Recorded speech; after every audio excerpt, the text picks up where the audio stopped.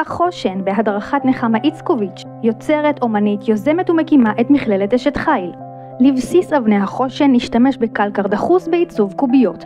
נחתוך 12 קוביות בעזרת סכין בעלת זווית של 30 מעלות המיועדת לגילוף וחיתוך. נשתמש בצבעי הפנטזיה הכל כך מיוחדים. צבעי הפנטזיה כוללים את הקרמיקה, הוויטרל, המון והפריזם, שלכל אחד מהם אפקט מיוחד משלו. מומלץ להשתמש לפחות בשני סוגים מתוכם. זמן ייבוש החומר הוא כ-24 שעות, וכשהוא מתייבש הוא נתפס חזק כל כך שכדאי להיערך מראש ולהכין משטח מתאים שניתן יהיה להניח עליו את היצירה מבלי שתדבק עליו. אפשר על ניילון או ליצור הגבהה, וכמובן להשתמש בכפפות. כדי ליצור את הגוונים המתאימים כדאי להיעזר בציור של החושן. לדוגמה, את האבן של ראובן ניצור עם משפחות האדומים. יש לערבב את החומר היטב עם מקל ארטיק, לכל גוון מקל אחר.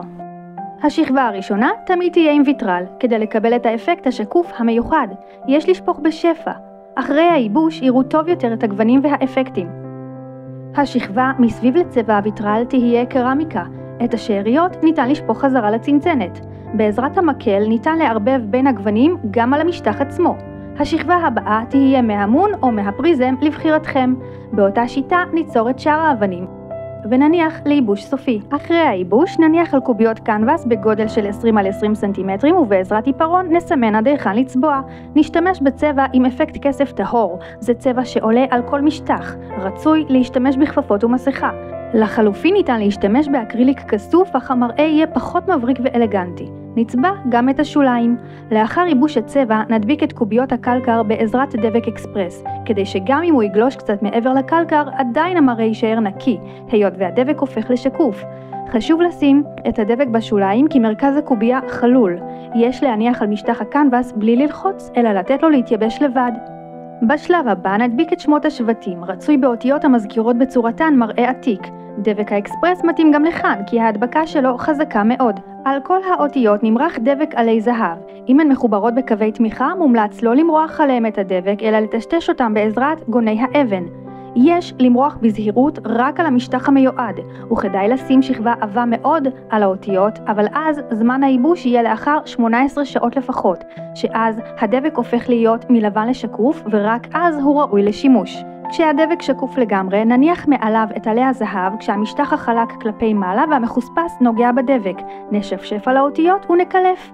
למראה מיוחד יותר ניתן לחבר בין האבנים בלולאות. מבריגים על כל קנבס מלמעלה ומלמטה, וביניהם טבעת חיבור. טיפ לסימון מדויק ומהיר של המרכז. לוקחים נייר בגודל הקנבס, מקפלים לשניים ומסמנים את מקום הקיפול על הקנבס. לבסיס היצירה נשתמש בקנבס בגודל של 60 על 80 סנטימטרים ונשתמש דווקא בצידו ההפוך. אם יש מוטות תמיכה באמצע, יש להסיר אותם. נמרח משחת עיצוב על המסגרת משתי סיבות. א', כדי לחסות את ההידוקים, וב', כדי ליצור את דוגמת הרשת המיוחדת. אופן התהליך, בעזרת מרית נמרח שכבה ראשונה על כל המסגרת. נמתין לייבוש ונמרח שכבה שנייה. לאחר ייבוש השכבה השנייה נדביק במרכז שני גיליונות של סול מנצנץ בעזרת ספרי דבק. אותו יש להתיז גם על הקנבס עצמו וגם בצד האחורי של הסול. להמתין דקה ורק אז להדביק. בשלב הבא נניח על מסגרת הקנבס רשת מדוגמת, מעליה נמרח משחת עיצוב ואז נוריד את הרשת.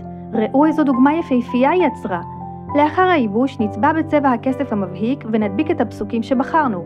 אותם נצבע באקריליק זהוב ונקשט במסגרת עלי זהב. לבסוף נדביק אבן זכוכית מרובעת במרכז כל אבן, והנה היצירה בתפארתה.